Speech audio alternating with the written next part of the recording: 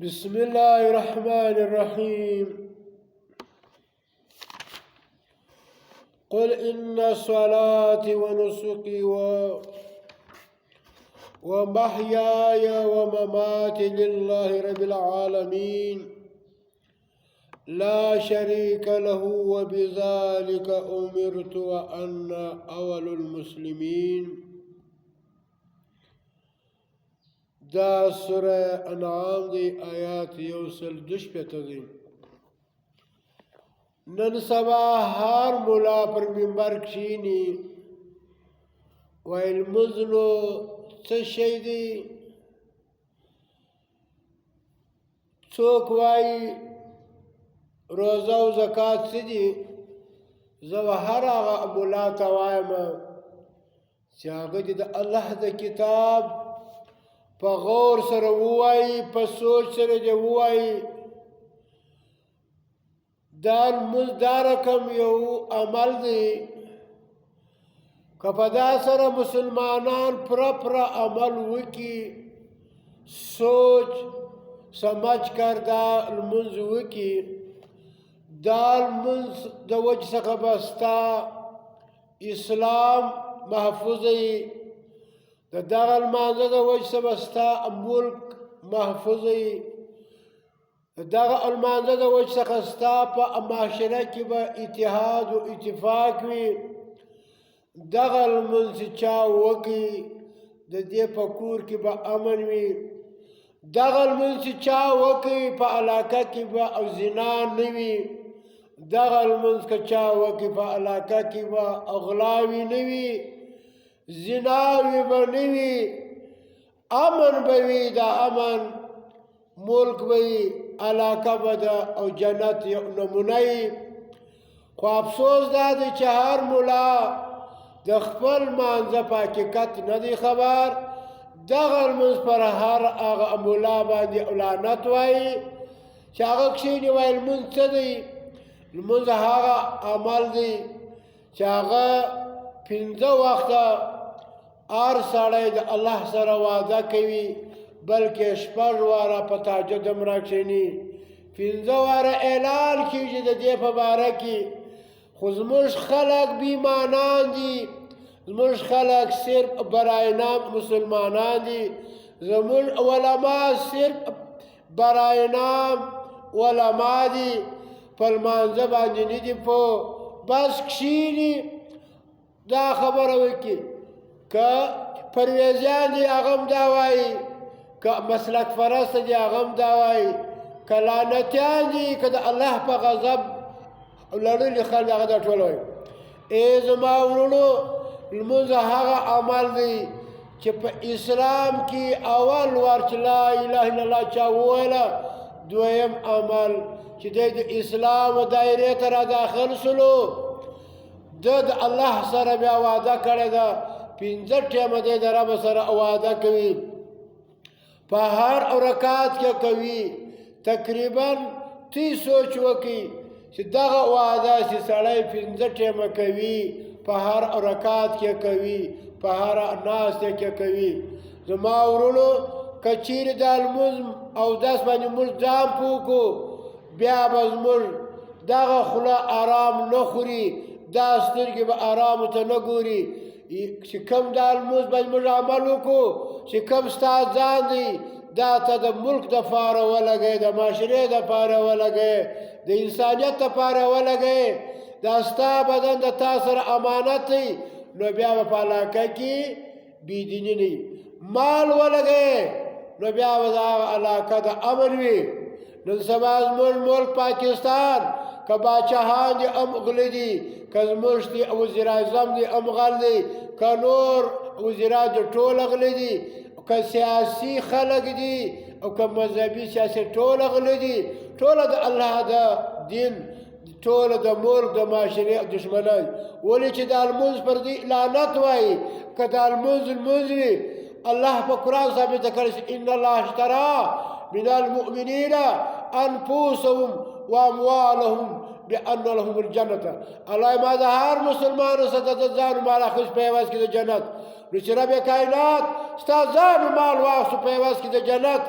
او ته د رب سره وعده کوې چې التحیات لله والصلوات والطیبات یا الله ځان به ستا دپاره لګوم مال به ستا دپاره لګوم نو چې تا مال ولګوئ نو بیا غربت ختم شو چې تا ځان د الله دپاره ولګوئ دا ځان د تا سره امانت دی په دې کې به خیانت نه کوې پر هغه لار به لګوې کوم چې د الله حکم وي اودس تا ته دا امر درکوي چې ته به د بل عزت خپل عزت بولې ته چې دا اودس کوې په خولو اوبه ګرځې ته چې په لاسونو مینځې دا وعده د رب سره چې یا رب په دا لاس سره به زه د معاشرې خدمت کوم یا الله زه به په دغه لاس سره خپل مال ستا د رضا لپاره لګوم نو ستا ځان مال ولګوئ نو لمونځ چې دی دا تا د هرې بیایي سره راګرځئ خو افسوس مقام دا دی چې زموږ خلک په لمانځه نه پوهېږي کوي نه په پوهېږي او قرآن وایي نه په پوهېږي اودس کوي نه په پوهېږي دا پر دوی لعنت دی وجه دا ده چې مالداره خلک وعده د رب سره کوي چې زه به ځان ما لګوم کم خان کم ملا کم پیر د الله دپاره ځان ما لګولی دی چې ځان ولګي مال دې ولګي دا ځان د ده سره امانت دی د رب کائنات دا مال د ده سره امانت دی کم مال چې تر تا زیات ته ولګوه ستا معاشره او تر جاپان اوړي که نه اوړي خو ته په حقیقت سره مسلمان نه یې ته په حقیقت سره مؤمن نه یې په حقیقت سره ته منافق یې په خوله دې یوازې په خوله دې بله ده تو سخت ساعت چې پنځه ټیمه سره د چا سره واده وکړي یا الله زه به ځان مال دواړه لګوم تا کمه دي ځانم ملا صاحب لمونځ په پیسو درکوي هغه او د منافق رقم د حیوان رقم په پوهېږي نه پیر صاحب دغه دی خان صاحب دغه دی ملک دی دغه دی حاجي دی دغه دی کم سړی چې په دین پوه دی راویښه مه کوئ د الله وویرېږئ دا لمونځ باندې ځان پوه کړه چې دا په ځان باندې دې ځان پوه کړي په دا اوداسي دې ځان پوه کړي په دا ځان دې ځان پوه کړي نو بیا به ته وویله چې ستا ملک تر جاپان اوړي که نه اوړي خو افسوس دا دی چې زموږ شپنیان ملایان پیران هغه خیر او سیاسي ډلې والا ټول لیوان دي د نبي صلی الله علیه وسلم د هغه اوربیا مثال وي د هغه شپانه لیوسي نو چې لیوسلو د میږ به چا لمانوي دغه مني ما ورونو بعضې نن سبا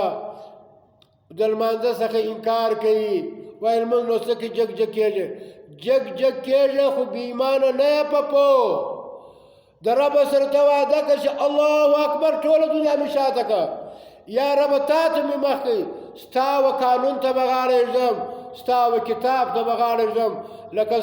بل څوک راننګول کفر دی دا رقم د آیا الله ستا د او د فیصلې په مقابل کې د بل چا خبره کفر دی چې زه منم نو ته ځان ولګوه ای حاجي ای ملا ای هغه خیله ای وزیر اعظمه تی ټول اغله یاست د الله د دین دشمنان یاست ته دا ځان ولګوه بیا به ما او تا خبره سره کوو چې دا لمونځ ستا ده بیا یې څخه او راګرځي او که نه راګرځي ستا ملک او جنت جوړېږي که نه جوړېږي ملا پر منبر کښېني د مؤمن دپاره دا دنیا جیل دی او د کافر دپاره او جنت ای د ظالمې زو ته څه وایې اللهم ربنا اتنا فی یا الله دا دنیا را سمه کې مال راکړې حلال راکړې یا الله ستا په لار کې ولګوم چې مالداره او د غریب خیال وساتي بیا ته راوباسه خل چې ستا خور پیغله شوله هغې ته اختیار ورکړه چې کوم هلک کوي بیا ته وګوره او زنا شته که نه شته خو وجه دا ده چې ته د الله پر حکم نه روان د الله چې کوم راستول سوی لمونځ دې په هغه نه روان ته په لمانځه ځان پوه کړه خور دې پیغله شوله اختیار ورکړه مال دې راغلی په علاقه کې ولګوه بیا ته وګوره چې ستا علاقه جنت جوړېږي او که نه خو وجه دا ده بس سر جګ جګ کوه او کونې ته اوبه وراچو په پهیږه مه او درې واره په خوله وګرځو په پهیږه مه داسې دی دا لمونځ پرتې لعنت وایي نو دلته اوس هر انسان دا وایي چې دا د مسلمان ای نبي علیه السلام اعلان وکړه قل ووایه پیغمبره ان بېشکه صلات زما لمونځ چې دی لمونځ چې ستا ټوله بدن کاغه قولی عبادت دی کاغه بدنی عبادت دی الله دا به ستا د رضا دپاره لګوم ونسوقي یا لازما قرباني چې ده زه چې مالدار یم غویا لرم پسونه لرم یا الله ستا د رضا دپاره بې ځان حلوم غریبان به زه په مړوم نو چې تا ځان ولګوي په د معاشرې دپاره مال دې ولګوي د معاشرې دپاره غربت په خپله ختم کیږي او زنا په خپله ختم کیږي غلا او ډاکې په خپله ختم کیږي ومحیا زما ژوند چې دی وممات زما مرګ چې دی لله خاص کر الله لره دی رب العالمین چې هغه پالونکی او د ټولو مخلوقاتو دی رب ستا ځان مال اخیستي په عوض کې جنت نو ای بې ایمانه منافقه مسلمانه تا نه ځان لګولی دي نه دي مال لګولی په معاشره کې نو څنګه امن به راسي لا شریک له نسته شریک دی الله لره وبذلک د دغه خبرې چې ځان مال به ته د الله دپاره لګوې د الله و کتاب ته به غاړه ږدې او د نبي و سنتو ته به غاړه ږدې امرتو ما ته حکم سوی دی وانا اول زچم وانا زچم اول المسلمین تر ټولو به اول زه خپله د الله و دین ته تابعدار یم زموږ ملا صاحب دین د پیسو دپاره کوي خلک په دین نه پوه کوي نه په لمانځه پوه کوي نه په اذان پوه کوي نه په اوداسه پوه کوي نو زما ورونو الله دې اوس توفیق راکړي چې دا قرآن زده کړو په دې قرآن سره موږ ځان پوه کړو که چیرې موږ دا قرآن شاته کړو